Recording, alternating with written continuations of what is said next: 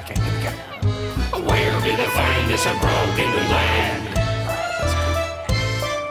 Where men get so jolly they can hardly stand. Where go the fiercest of pirates for yakking? Where do they go for the drinking and snacking? You better believe that they never go lacking. Here at the Crispy Kraken. We're all at the Crispy Kraken. Well, that was pretty good. I guess that will do. You even managed to include old James Hannigan and those other bunch of hammerheads. How you got them to remember the words is beyond me. All right. Well done, kid. Cheers, mate. Well, everyone, looks like the Crispy Kraken has a new theme song. Yeah. Well, how'd you go helping Porter scrape those barnacles off the side of the tavern? All done, Willie. What's this Willie business? Let's get things straight here, Shrimp Nose.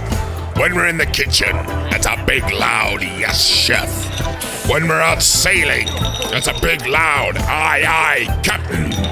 When we're plundering merchant vessels, it's a big loud aye, aye, captain. When we're actually, now that I think about it, it's a big loud aye, aye, captain everywhere except in the kitchen. Got that? Yeah, sure. I mean, aye, Captain. Yes, chef. We're technically not in the kitchen now, are we? That's enough of that.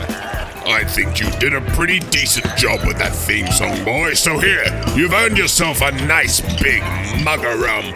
Bottoms up. Thanks. All right.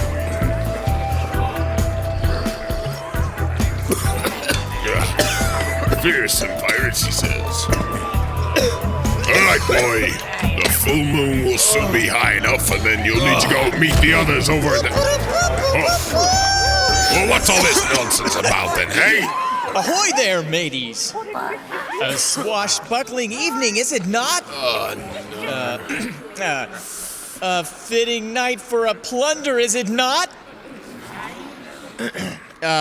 Right, well, but any day is a good day for some booty, if you know what I mean, eh? Eh? Wow. Okay, tough crowd. And what the hell might you want, boy? Right, yes. Okay then. Let me introduce myself. My name is Shaun Quaplick Waddlebottom IV, Pirate Jester. But you can just call me Shaun, the Pirate Jester. Pirate Jester? Is this some kind of sick joke? Why no, not yet, my good pint pusher. How about this guy then, huh? Don't get me wrong, matey. We need good men like yourself to keep the mugs of us pirates full. But while you've spent your days pushing grog out of those tubes, I've dedicated my whole life to the dazzling pursuit of the comedic arts. Who does this pathetic plankton think he is? I don't know. I never met this guy before. Oh, hey there, Voltz, my newest chum buddy. I didn't even see you over there. Great to see you.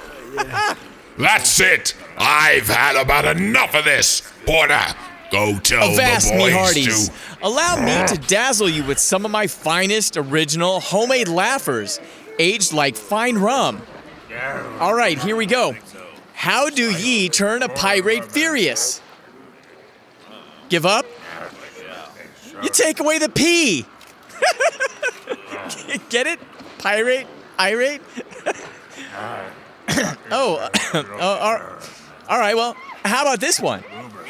Why do pirates carry swords? Anyone? Because swords can't walk. Eh? Get it?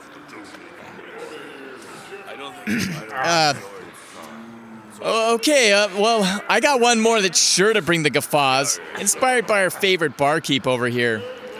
All right, what do ye call a pirate that has 2 eyes, 2 hands, and 2 legs? A beginner. Get it? He's got all his stuff, he's a beginner. Oh, come on! All right, boys. Looks like somebody needs to make a little visit to Davy Jones. Throw him off Red Reef points! No, wait! No, leave me alone! No, keep your hands off me! No, be gentle, I'm delicate, come on! Guys!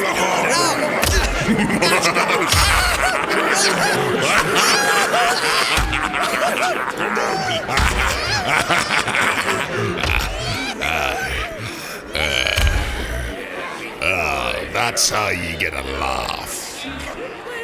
Oh, what happened to the music then?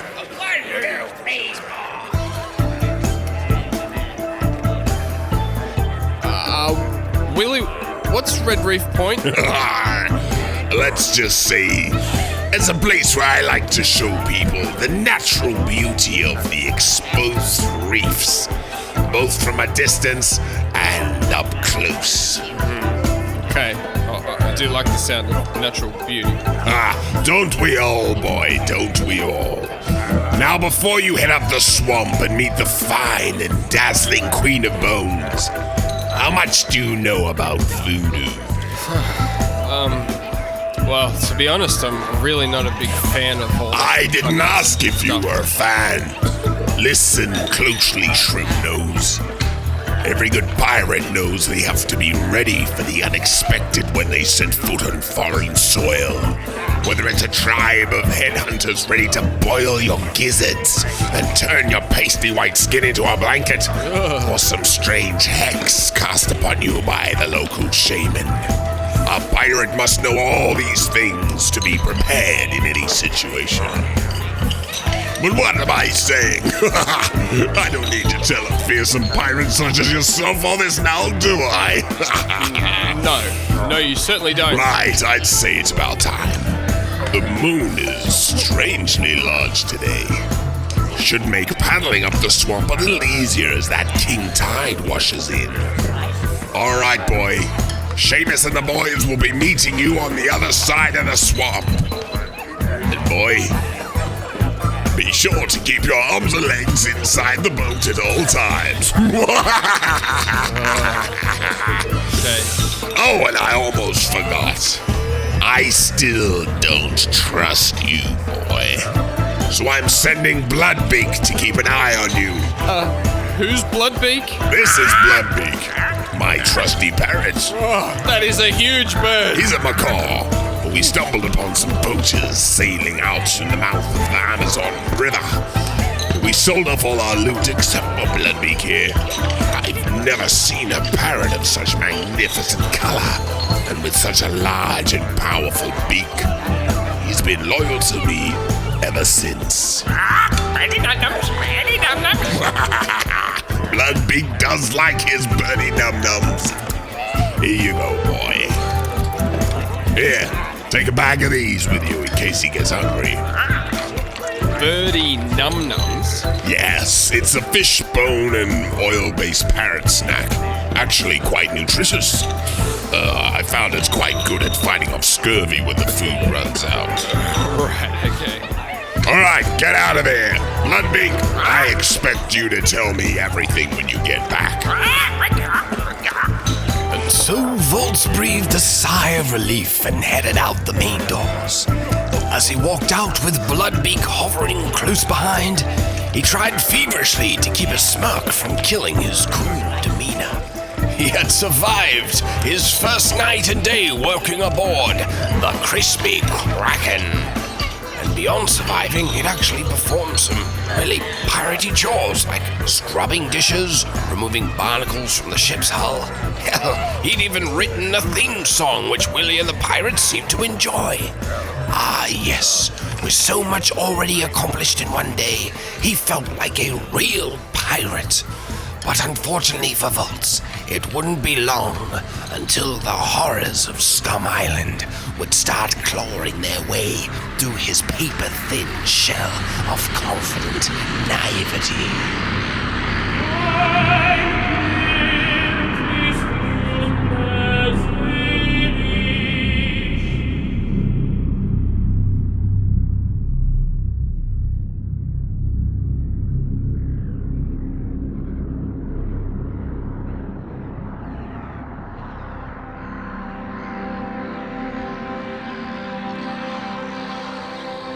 Voltz stepped down off the tavern's gangplank and looked around. The sun was setting and radiating down to the many ships in the cove. The sky was a gradient of deep orange and purple. Above him, the first sign of stars began to flicker in the sky.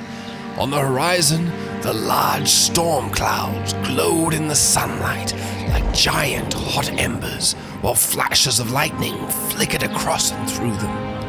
In the other direction, the moon was just rising above the ocean. It was unusually large and glowed a strange, deep blood red. And in a strange way, he felt like a certain magnetism was pulling him in. Back at the thick, bubbling swamp again, Voltz tried to forget about the blood-curdling screams he'd heard the night before, after he'd left a drunken man to be eaten by swamp alligators. Thankfully, the tides had already taken care of any leftovers from the night before. He stepped out onto the narrow walkway, wishing he hadn't accepted that last mug of rum from Two-Eyed Willie.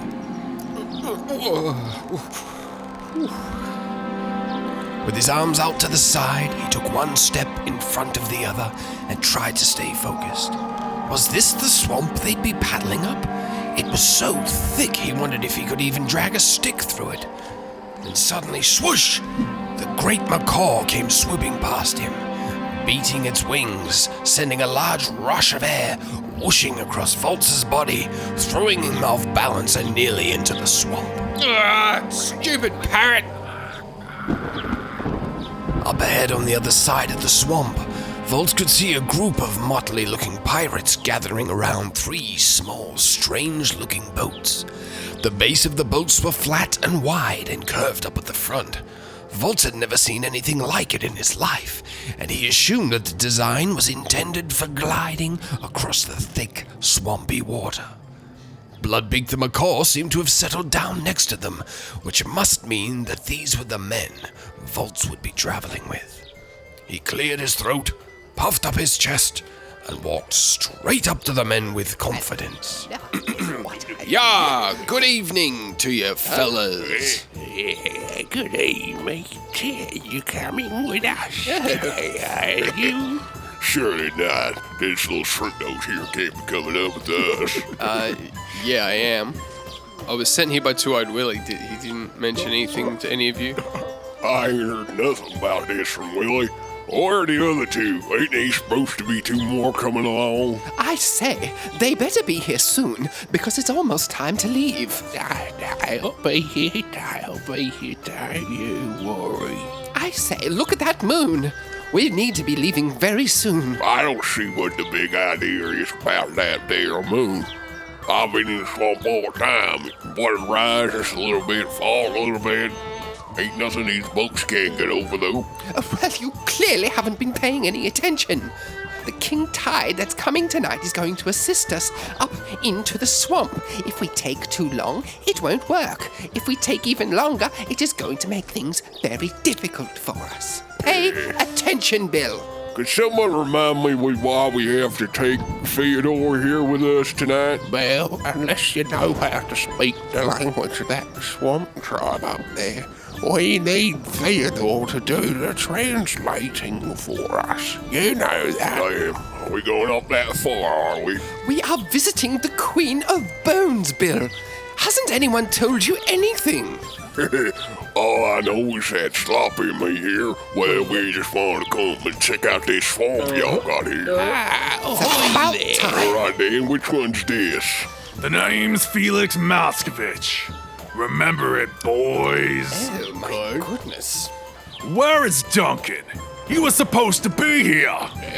Well, last time I saw Duncan was just before that singing and wackadooing went on last night at the tavern. Oh, he was pretty much pissed to the bone, even for Duncan. Could hardly walk, that old Scottish sea dog. I'd say he's as hungover as a dried up dead dog right now, and he probably won't be joining us on our expedition. But Felix, we've got an extra set of hands, so I think we'll manage just fine. All right, boys, let's see what I have to work with. Now, the name's Bill. Hey, mate. And this is Sloppy. Not the most piratey sort I've ever seen, but whatever. That's enough. Come on, enough of this dilly-dally. We need to get going right now. This is very important that we leave on time. Yeah, look at Come the on, tide. to the boat. Right, okay, come over here. Y'all want to see this? This is my own customization of the boats right now, and this is basically one of the best designs I've come up with so far. It's got a flat bottom so you can slide over all those, the reeds and all that, the trees and stuff in the mud. So it's basically it's got 21 foot length. It has a beam of 7 foot and 6 inches.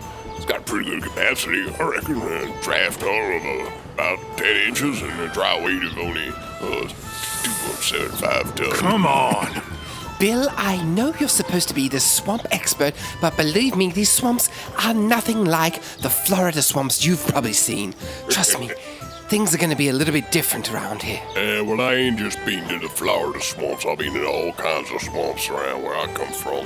But you know what? I'm here to learn. I'm here to experience, and education is my second middle name. This has got to be some of the worst pirates I've ever seen.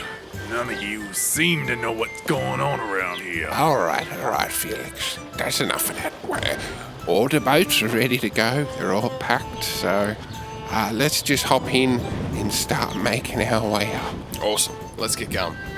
All right, guys. I think I'm gonna just man the rigging. Nations? Oh, it's a joke. What did you say your name was again, sir? My name is Voltz, and I'm a good friend of Two-Eyed Willie's. This has got to be some of the most pathetic pirates I've ever seen.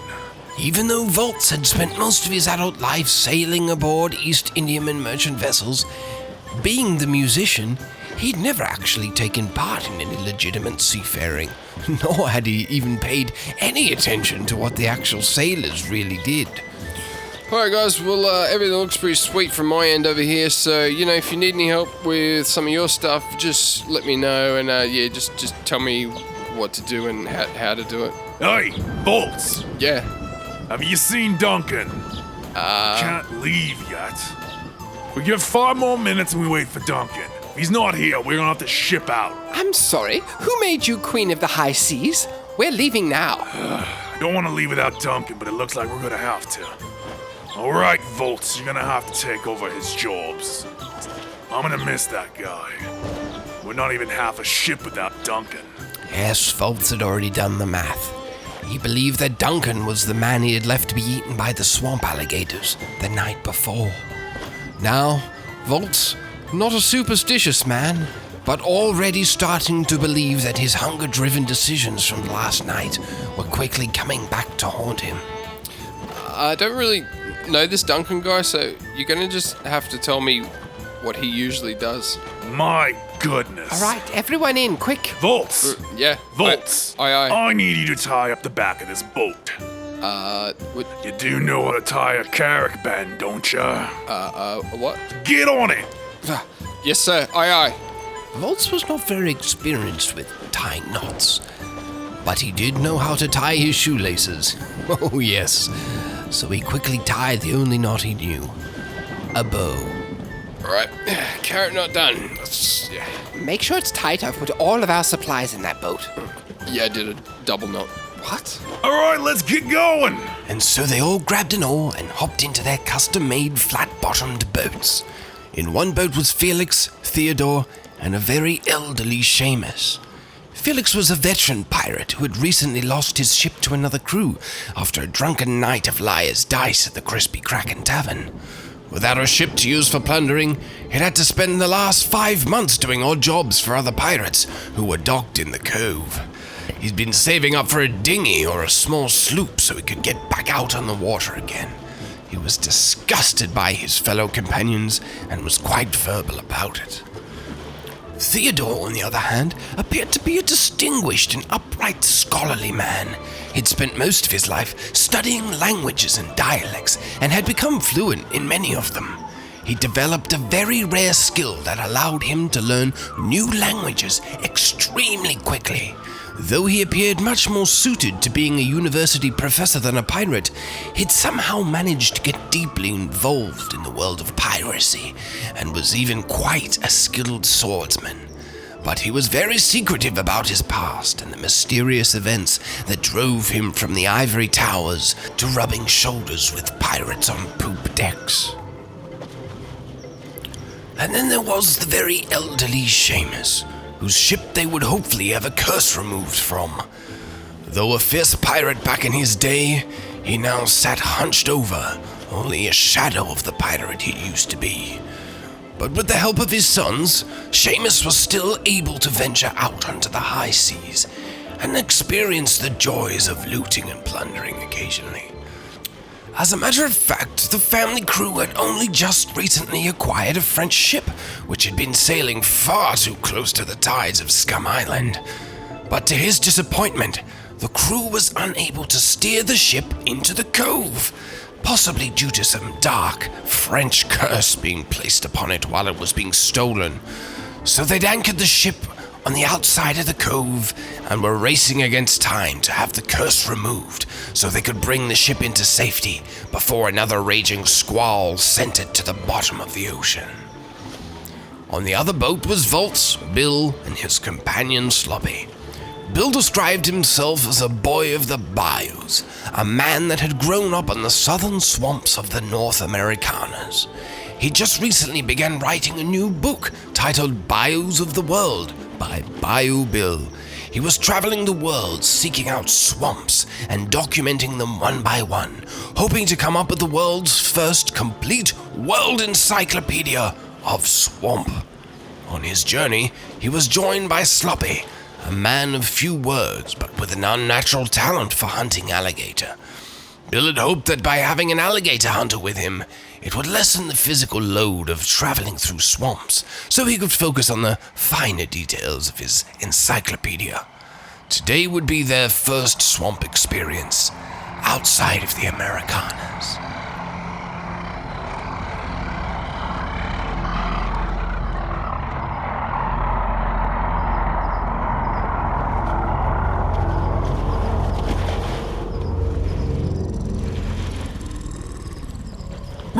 Hello there.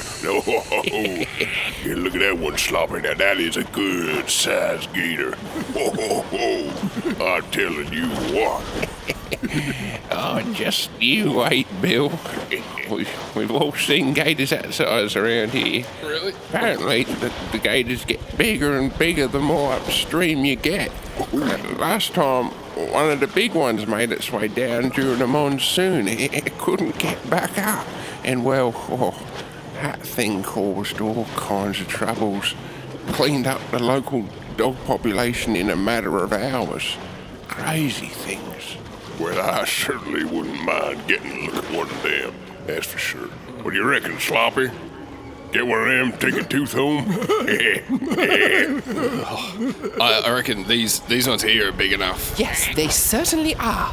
But in a swamp like this, it most assuredly is not the alligators that are our greatest concern. Everyone needs to stay vigilant and keep their eyes peeled. Yes, All sir. right. Okay. Voltz, Yep. get up here. Yes, sir. All right, boy. I got a special job for you. You got eyes, don't you? Yes, Good. I do.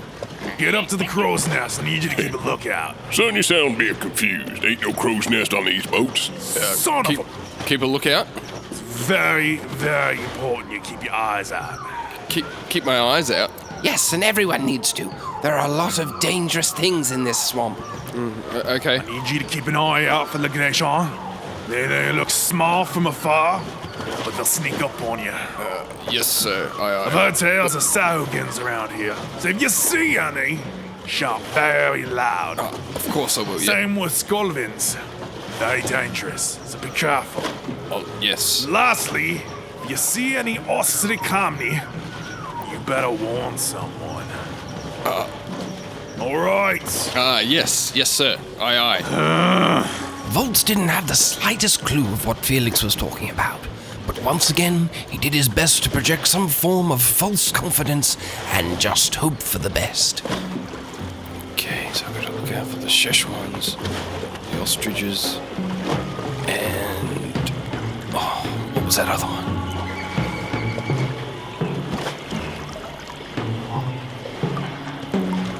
It wasn't long until the king tide was flowing in so fast that they were able to pull in their oars and just let their flat-bottom boats float gently up through the twisting mangroves. As they got further in, it felt as though the vegetation was slowly engulfing them from all angles.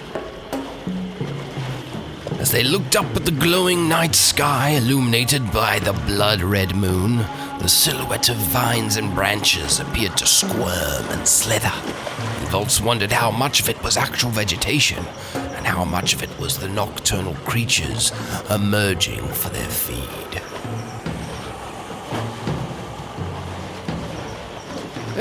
Oh my. Everybody, lift your oars out. Well, would you look at that? A current in a swamp. Now that is something for my book. All right, boys, no point paddling no more if the current is this strong. Right, and it's only going to get stronger with this king tide. It's supposed to be one of the biggest we've ever seen, which is why we need to hurry and get this done before it all turns around and starts pulling us back out to sea. Okay, Stiffbeak, all right. Everybody just keep an eye on them gators and we'll be good. They still following close behind. How about we actually just listen to me for a change and not get distracted by a congregation of alligators? And keep your eyes on our surroundings. The last thing I want to do is end up... Okay, Theodore. Let's just focus on getting my new ship's curse removed, eh? That's what we're here for, to see that queen. Without the need to row anymore, the group of motley pirates were able to take in their surroundings a bit better. The king tide continued to drive more and more salty ocean water into the swampy lagoon. Deeper and deeper into the jungle they were pushed, unaware of how quickly the water level was rising around them. As more and more seawater filled the tropical bayou, the once thick and steamy swamp water began to loosen and flow around them and through the branchless, twisting mangroves growing out from under the surface. With the storm still off in the distance, the deep red glow of the great blood moon continued to find its way through the dense vegetation and light the way in patches. The heavy haze that filled the air around them caught the beams of light, forming streams of red that only partially illuminated the small crew and the objects around them. The humid air had a sharp fragrance of English mustard and rotting seaweed, and it left a moist, slimy film on anything it touched. Oh man, it's so humid in here. Oh, my shirt is drenched. I haven't even fallen in yet. Toughen up! It's a tropical swamp. What did you expect? I don't know, really. Is it normal to be able to taste that fog as well? I actually don't mind it, mate. It's very sweet on the tongue. Maybe you should do us all a favor and keep your mouth shut. Who, me? Yes, you. My goodness. Oh my. Look at that ahead. What is it? What am I supposed to be seeing right now? Look, straight ahead. Those mangroves are about to pass through.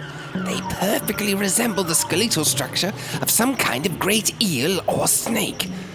I don't see it. Look, I don't straight. see nothing either. Straight ahead, we are literally about to pass through the ribcage of some kind of gigantic, monstrous snake. I'll be that. I see it now. Goodness. But of my bayou, dang it all. I hope for everyone's sake that is just mangroves. It's dead, Bill. Yeah, but what if that thing had babies? And then babies had babies, and then them babies had Hey, more stop babies. wasting time! Yeah. And what if those babies ain't no babies no more? I don't really want to think about that, Bill. They could be everywhere. It certainly doesn't look like any mangrove I've seen, and believe me, I've seen a few. I think we better keep our eyes peeled now, boys, from now on, hey? What have I been speaking to nobody this whole time? As they passed through what looked like the rib cage of a giant serpent, Voltz nervously scanned their surroundings. In the distance, he thought he could see a light flickering. Hey, look out there. Yeah. What is it? I can't see anything.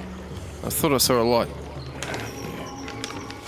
Well, I'm just looking at the map, and gosh, it's very vague.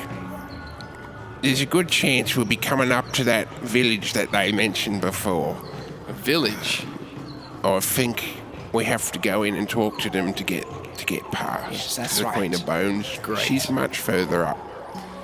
Oh, I figured we were almost there. Theodore, you can do all the talking. Certainly, yes. That moon looks awfully eerie.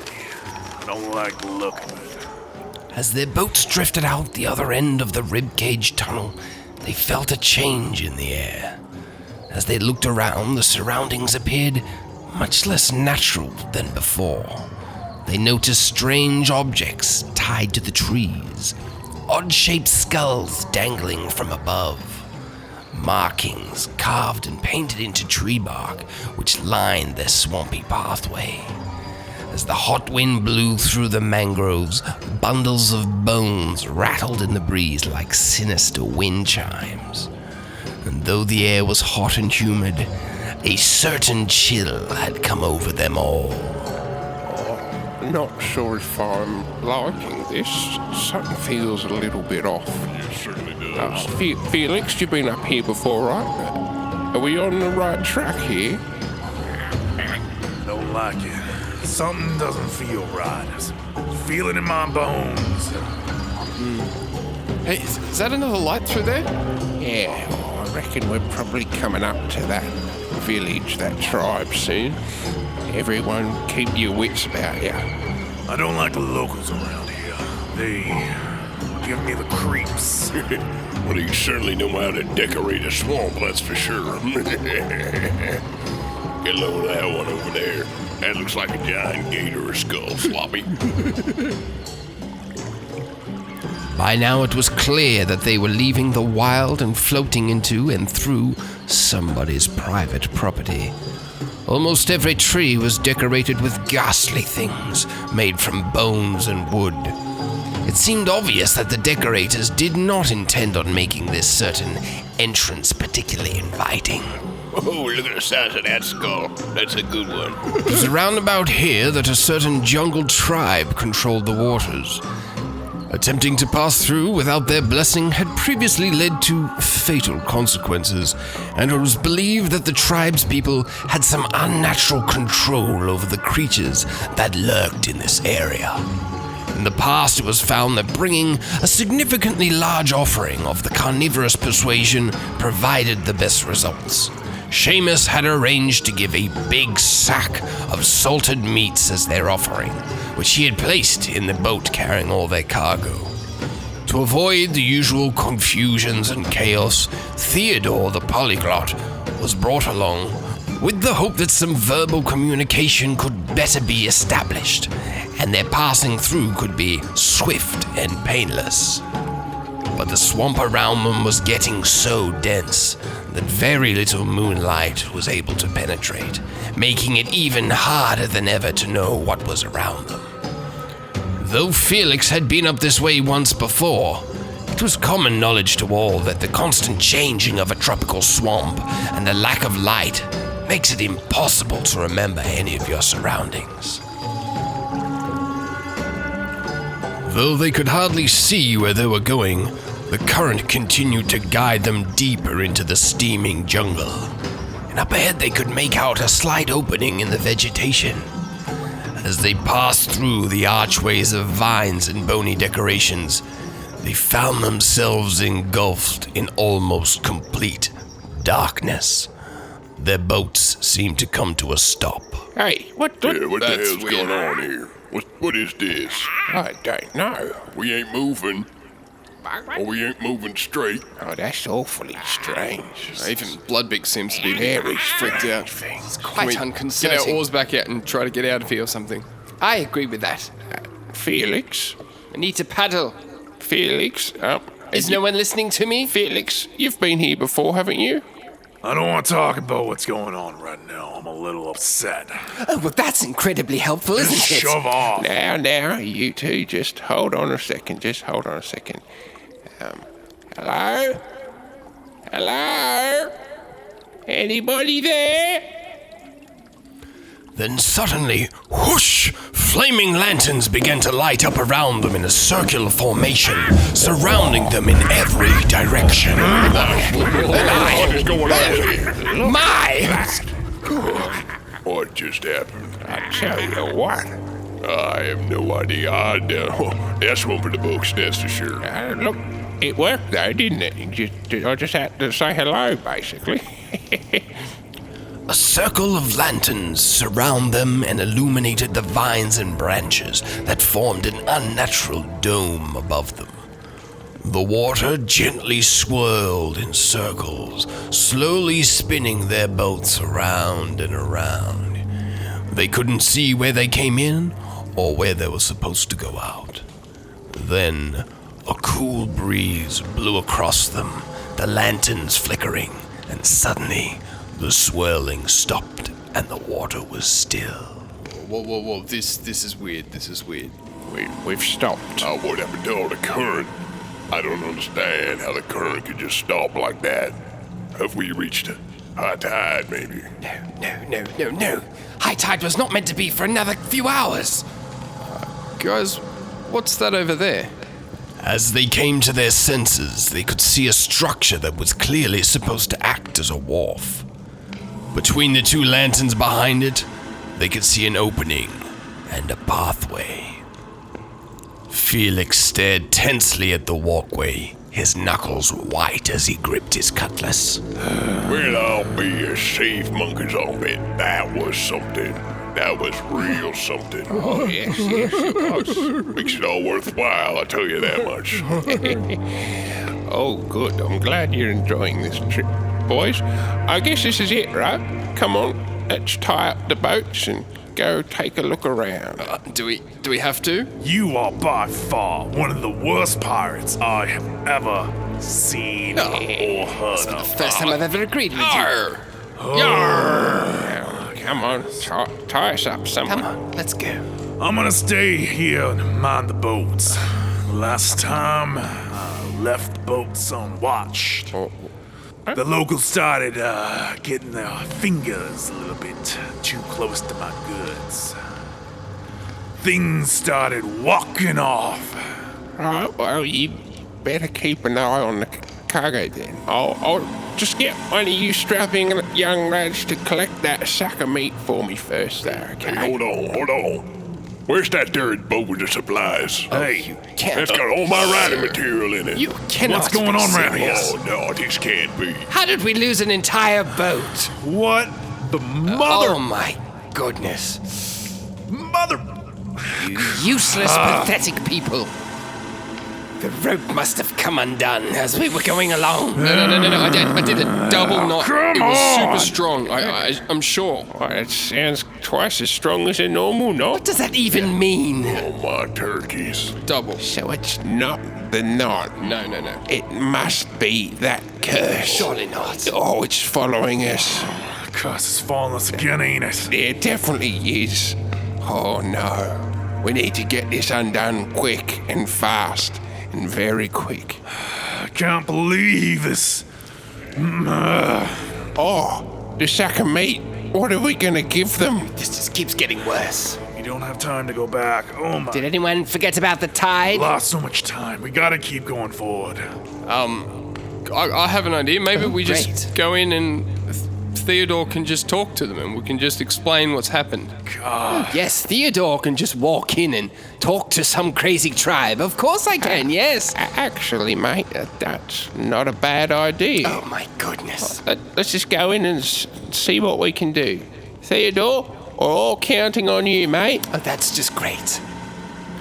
And so the lot of them, minus Felix, and the whole boat of cargo stepped out onto the damp soil and started making their way along the footpath, following the trail of lanterns. This was it, Theodore's big moment to shine. They would talk to the tribe, explain what had happened, and simply pass on through. Except no one had any idea what was ahead of them. The only one who had witnessed the tribe before was Felix, but somehow he had conveniently ended up staying behind to mind the boats.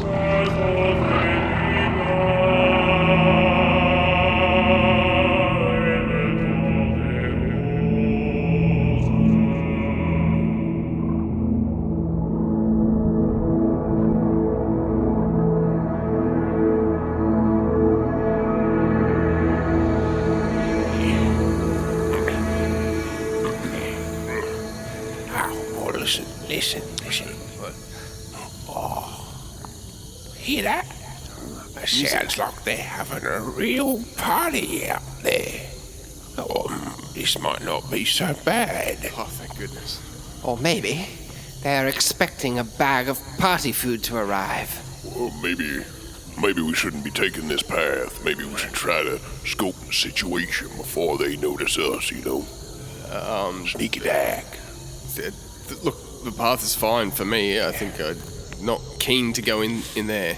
I'd stick to the path. I'm pretty sure we're almost there. It'll be alright. Walking up the wooden pathway, Voltz looked and shuddered at the trees around him. Each one that he could see had been carved into something like a totem pole. Some faces smiled with their eyes wide open, others bared horrid sharp teeth. Some of them had been so hacked up that the oozing sap had formed what looked like lesions and deformities, adding to the ghastly appearances, made even more sinister by the light flickering from the lanterns.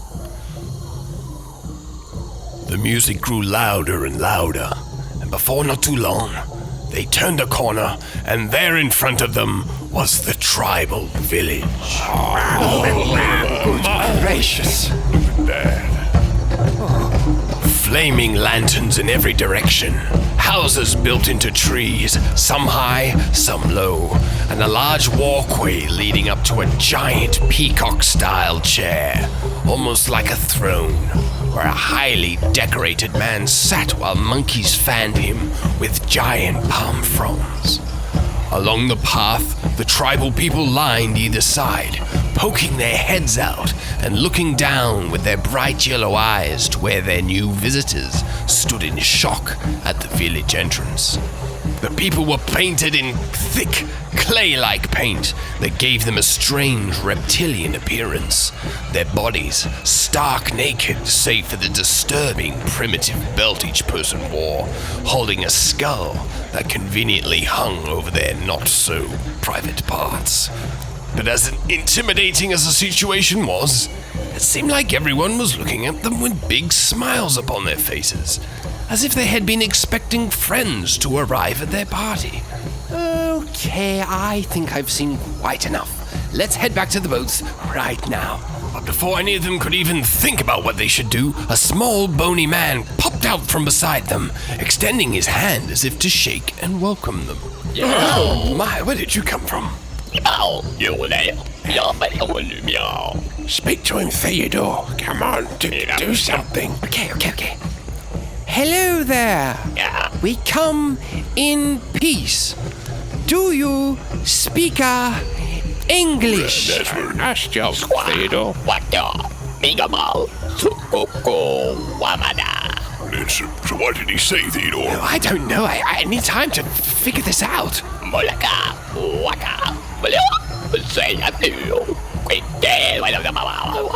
Okay, strange dialect. It seems to be borrowing certain inflections of the Malacca tribes of southern Tarrawana. The phrasing is almost like it's in reverse. I just need a bit more time. Oh my. Cuckoo. Kaka. Daka daka rom rom. No. Quacko. Come on, Theodore, he's getting angry. I think I've got it. Let's try something.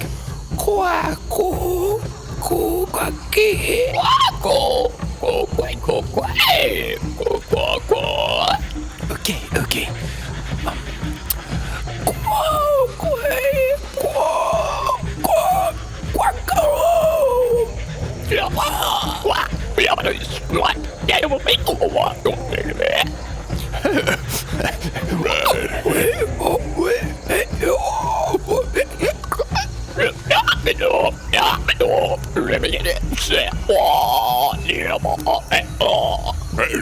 Theodore, what's he saying? I think he's saying something about it's a lovely moon in the sky and good party time. Something about that. Let me see.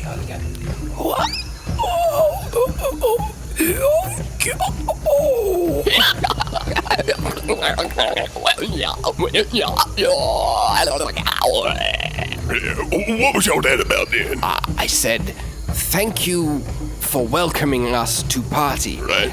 And then he laughed and said, thank you for bringing food to party. Oh, no. Oh, great. It's like you can see him. He's looking around. He's expecting something. You're just gonna have to tell him, Theodore. Tell him what happened. Explain it.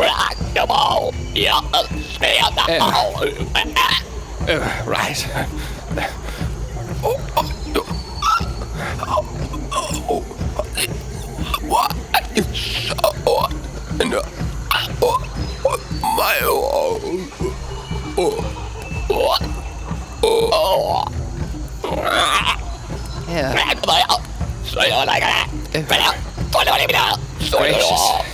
He says he's not happy with the situation, the chief will not be happy with the situation, and he recommends we get food. Damn. Now. Great. Oh, how are we gonna do that then? Wait. I know. I've got an idea. Here, look. I've got some birdie num-nums. Just here. See if you will take this. Okay.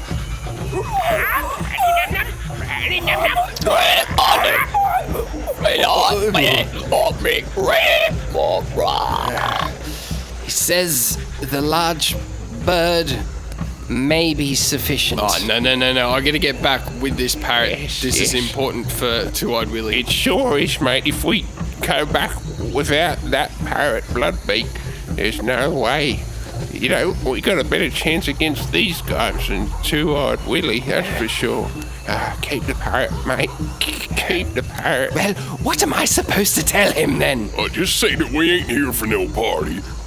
We just want to get upstream a little bit more. And if they could just let us through, that would be nice. No problem. Right, okay. Here's nothing.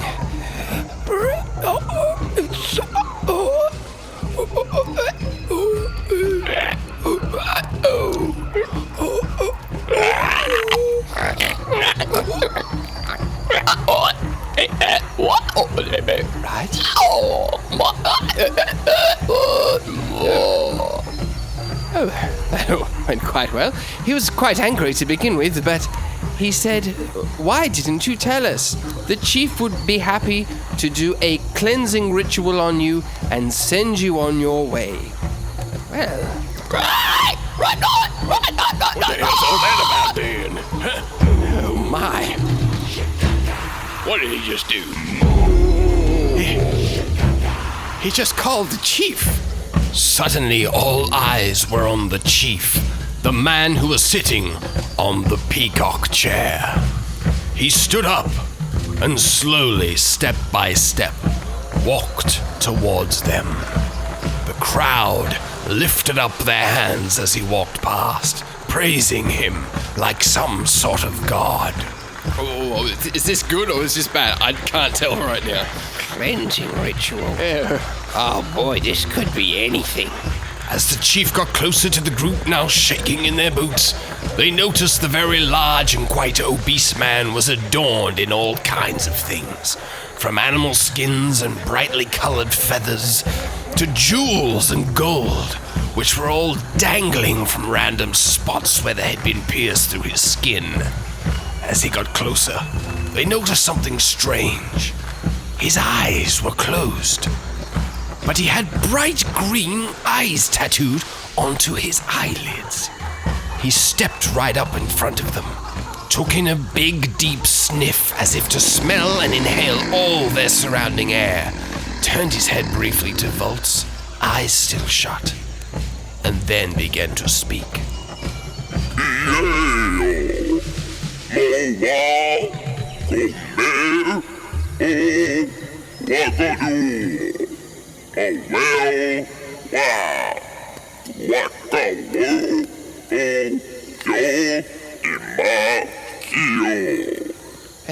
He says we can pass through as long as we take part in their cleansing ritual.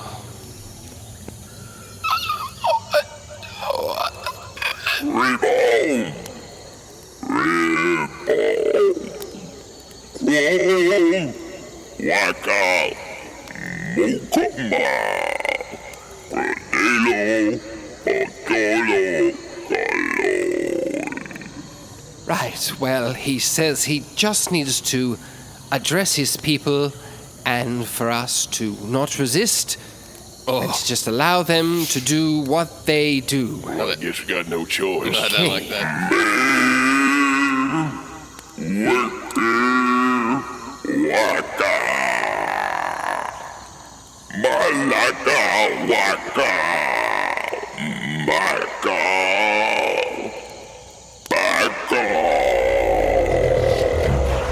Suddenly, 6 of the local women came racing out from the group, each with a long bamboo pole.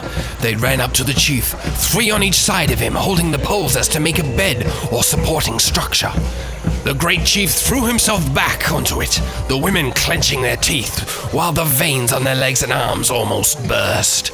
The great chief must have weighed at least 500 pounds. But the women, clearly struggling but unwilling to show any obvious signs of weakness, ran the chief back up to his peacock chair. When he arrived, another woman came racing from the crowd and handed him what looked like a giant ram's horn. He held it up to his mouth and began to address his people. Yo, whack-a-mole.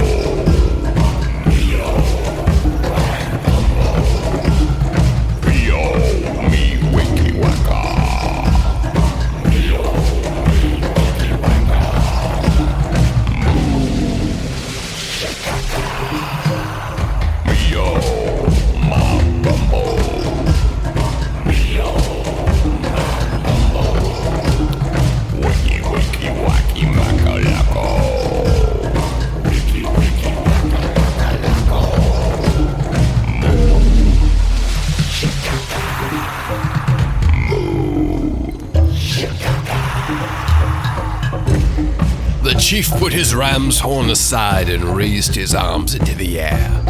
The feathers pierced into his arms and back, all extended out like giant mangled wings. The huge smile on his face revealed behind his peeled back lips a mouth filled with gold and crystals, replacing what used to be teeth.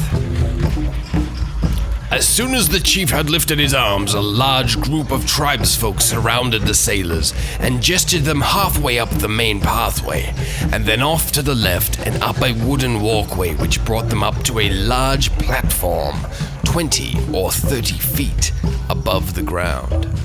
The locals pushed and shoved them into a small circle, their backs pressed tightly against each other. They were gestured to raise their arms. As per the chief's request, they complied. A number of the locals jumped forward and gave their armpits a quick sniff, then quickly recoiled back with sour looks on their faces. Suddenly, the group felt some kind of rope quickly wrap around their wrists and tighten, binding all their hands together. This was swiftly followed by a large wooden pole which slid under their rope. The pole lifted slightly and was locked into place. This prevented the sailors from bringing their arms down. The tribe people turned to the chief and gave some hand signals. Oh, guys, I ain't so sure about this cleansing ritual. Me neither. Let's just see where this goes, boys.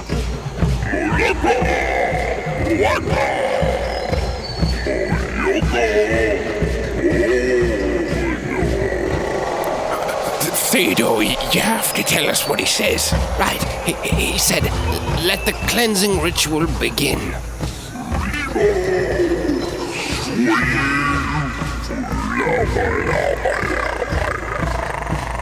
He said, first we must dust them off of any impure particulates. Particulates? See.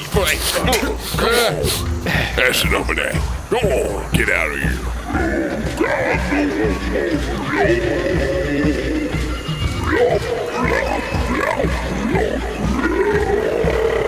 What's that? He said, now for the cleansing with fats and oils. Hey, no. Goodness gracious. That tastes quite nice, actually. I figure it's mostly olive oil. What the hell is that all about? I thought they were cleaning us, not covering us in oil. I'm covered in oil. Yes, I know. Look, it's not completely uncommon for various peoples around the world to include oil in their religious cleansing ceremonies. Let's just see where this goes.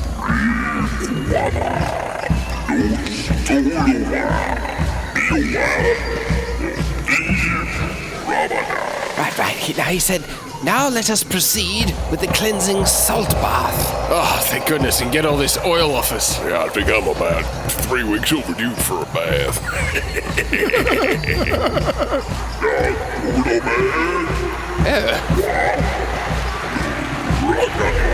Oh, my gracious.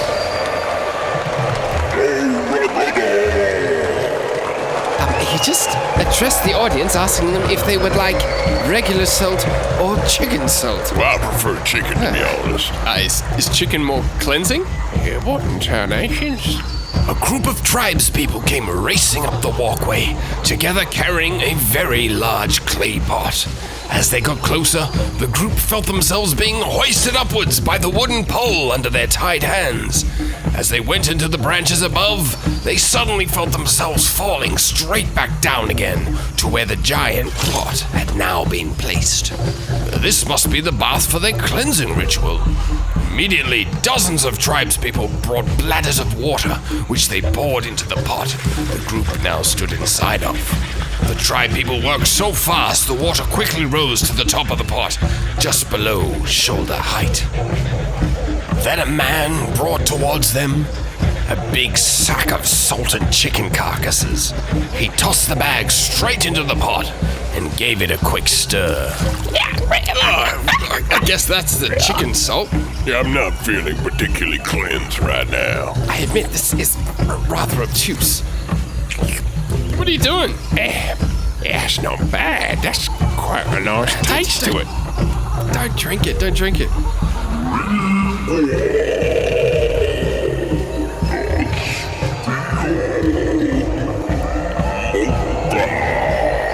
Gosh, we're excited about that.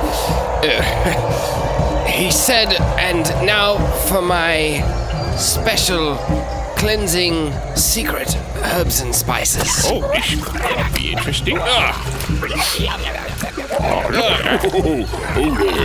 Now that is a lot of oregano. That's another my That's favorite. definitely going to overpower the rest of the spices. Oh my. That's nice. I'm allergic to cardamom. Oh, Alright. Yes, I guess this is a lot like what the ladies do, you know. They sit in their bathtubs with their special Epsom salts and all those herbs and stuff to make them feel cleansed. They do? I guess this is what they do. I sure right hope so. there, Bill. Yeah.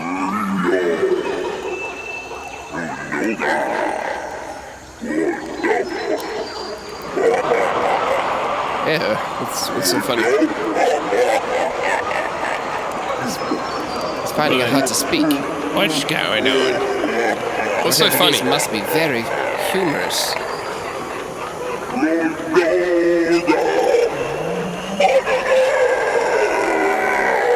Okay, well, I'm not sure why they all find that so amusing. Seems as though it's time to warm up the bath for extra cleansing. Oh, no, not this again. What does this mean?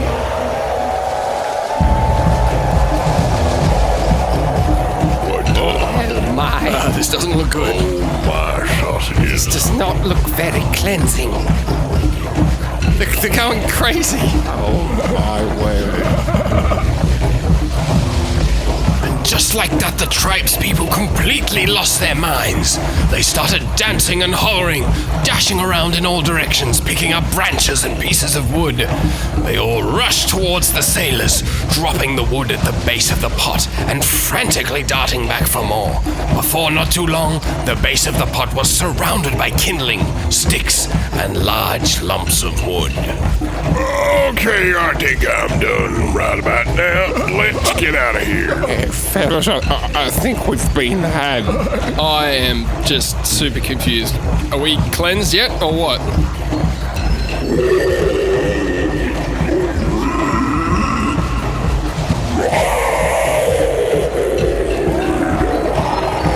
Oh, that didn't sound too friendly.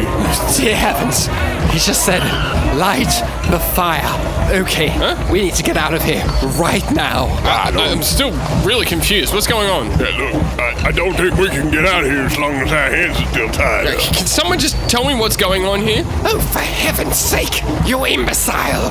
We're about to be cooked alive! Oh, okay. Yeah, come on, everyone. Jiggle your hands around. We gotta get this thing loose. It's really well tied. I don't think we're gonna get it undone. Oh my goodness, this is not the way I wanted to go. I don't think this is the way anyone wants to go. Oh, fellas, quick. Look at the size of that flame they're carrying. They ain't starting this with a candle. Come on, quick. In the distance, they could see a man marching towards them with a torch in his hand. The fire meters high into the sky. They only had moments left before they'd be cooked alive in a pot filled with well-seasoned water. Then suddenly, as they were struggling, Voltz remembered. In his hand, he was still holding a fistful of birdie num-nums. Hey, where's Bloodbeak gone? He flew away as soon as they started taking us up here. What are you thinking about that bird for? Why we gotta get out of here? Come on. I've got an idea. Bloodbeak, where are you, buddy? What are you doing? Birdie num-nums. Come on. Birdie num-nums. Bloodbeak, come on, mate. Out flew the bird from a nearby tree. It landed right on the pole which held all their hands up. Hey, boy. You want some birdie num-nums? Want some birdie num-nums? Yeah? See this rope? Yeah? Can you cut it? Can you chew it apart? Can you cut the rope, boy? Come on, Bloodbeak. I said go. Look at me doing it. He's eating it. Good boy. Oh, good boy. He's gonna get right through. Oh, yeah. Oh, thank goodness! Yes. Thank heavens! All right, here you go, boy. Have some birdie num-nums. Now what? All right, now we gotta get out of here real fast. The way I see it, the only way we're gonna get out is either through those people or across those roofs over there. I reckon we take the roofs and we get back to that entrance and we just run back to those boats with all the power we got in our legs. Come on, let's get out of here. Here goes nothing. At that moment, the tribespeople were so enthralled about the prospect of cooking their new visitors that their eyes were all glued on the man carrying the flame to light the fire. As Voltz and the others jumped out of the giant clay pot and leaped from the platform and onto a nearby roof, the man holding the torch was the only one to see them. He swung around and sent an ear-piercing screech to the chief. But the group quickly jumped from the roof of the small hut and dashed into the bushes, out of sight from the tribespeople.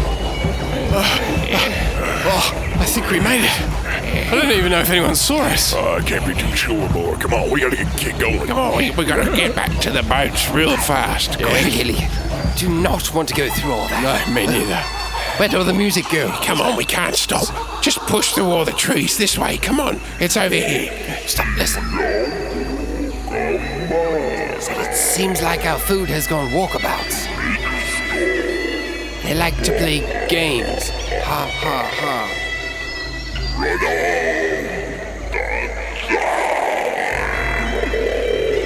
Release the headhunters. Oh, great. Why?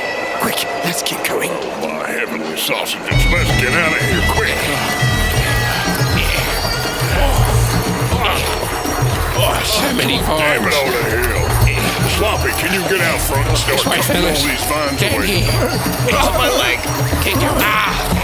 That's better. Come on. I think the water's just down here. Come on. Come on. I haven't got us yet. Keep going. Can't see anyone. Felix. As they pushed through the last lot of bushes and mangroves, they emerged to see Felix clinging desperately to the wharf. The ropes of the boats wrapped around him, taut from the strong current pulling them away. The water had risen a few feet since they'd left Felix to mind the boat, and the current was now rushing inland with great force. Felix was struggling to hold on to the boats. Felix, get the boats I ready. am starting to lose my grip here. Pull the boats in. How Come on. long I mean, did you think it was gonna take? We don't have much time. Come on. Because it took twice as long as it should have. Come on, we gotta go, I've been Felix. sitting here, holding the ropes, don't have much keeping time. this place I'm together, sorry. and the tides keep rising be here in a higher second and now. higher. They're coming. What do you think Come is gonna on. happen? Huh? Felix, Somebody we gotta take do those it. Tide's boats getting in. very Quick. strong. I know, I can see that. Now I can't keep holding this boat Come together. on, someone help him pull it in. Let's do this. Come on. Quick. Oh my gosh. Okay, quick. Get on the boat. We need to get sailing. Oh my goodness. Get in. They quickly dove into the boats just as a gang of headhunters burst out of the vegetation, waving their flaming spears. They ran to the wharf, several of them diving towards the boats and falling into the water, instantly being swept away by the raging current. One, however, managed to just get a grip on the back of one of their boats, his spear lost in the water. They kicked at his fingers feverishly, desperately trying to loosen the grip of the headhunter's hand, but his manic determination was too much for them. He hoisted himself into the boat and rose to his feet with a horrible smile upon his face. No. Damn. Left all my weaponry on that supplies boat. Sloppy, you're gonna have to do y'all thing. Just imagine he is on Big Gator. As Voltz and Bill clumsily reversed away from the hunter, Sloppy rose up behind them. His usual hunched-over, dopey demeanor had completely disappeared, and he was now towering above them, a formidable figure with his fists clenched. His eyes locked onto his opponent as he took a stance which resembled some kind of ancient martial arts pose. He lowered himself slightly as his left arm moved towards his harpoon, and then just before reaching it, a smile washed over his face, his black and yellow teeth glistening in the last few beams of blood-red moonlight as he decided to leave the harpoon where it sat. Now, like two cowboys about to duel, they stood still, staring each other down from either side of the boat, neither of them blinking an eyelid. Get ready, Sloppy. And suddenly, Bill grabbed an oar and swung it with all his might at the headhunter's legs, cracking him square in the kneecap. But before Bill could pull the oar back to himself, the headhunter had already grabbed the other end and with one sharp movement, sent the oar flying back into Bill's head, knocking him out instantly. Though it seemed like Bill had been defeated, this was the distraction Sloppy needed for him to make his move.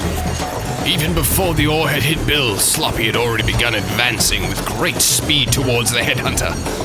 The headhunter, still holding the oar, quickly reacted and swung it up towards Sloppy, but its weight caused his attack to be too slow, and Sloppy ducked just in time. Just as the headhunter was regaining his posture, Sloppy raised his hands in front of him, fingers extended out as if simulating the holding of pistols, and then, in a flash, attacked him with a flurry of powerful pokes in several points around his body, finishing with a final blow to the throat. The headhunter appeared to freeze for a moment, contemplating what had just happened. Then his eyes rolled back into the back of his head as his body collapsed like a rag doll, tumbling over the edge of the boat and into the water. That's it. Nice work, you show 'em, boy. As the gap between the group and the headhunters grew larger and larger, the hunters running along the bank gave one last effort to take down their escaping meal. They pulled back their flaming spears and launched them into the air like javelins. The spears came racing towards the boat, splashing into the water and flying over their heads into the trees on the other side. One of the spears, though, landed right in the center of a boat, just missing Theodore by an inch. They quickly pulled it out from the wooden hull and tossed it into the water, but the flame had already caught some of their things alight.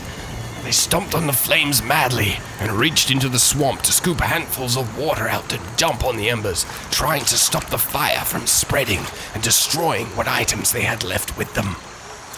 After all that, a couple of burnt items appeared incredibly insignificant after almost being cooked alive. They'd been saved by the rising tide that was now higher than anyone had ever seen it, and the current plowed through the swamp with great force, driving them deeper and deeper inland. They'd just brushed shoulders with Death himself. They'd smelt his odor and heard the wheezing of his breath. But there was no time to contemplate what had just occurred. No, they had a job to do. To find that Queen of Bones and have her remove that curse from Seamus's newly acquired French man-o'-war. They fixed their gaze on the swampy darkness that lay ahead, oblivious to the unthinkable horrors that lurked deep within. Stay tuned for part 2 on the next episode of The Crispy Kraken.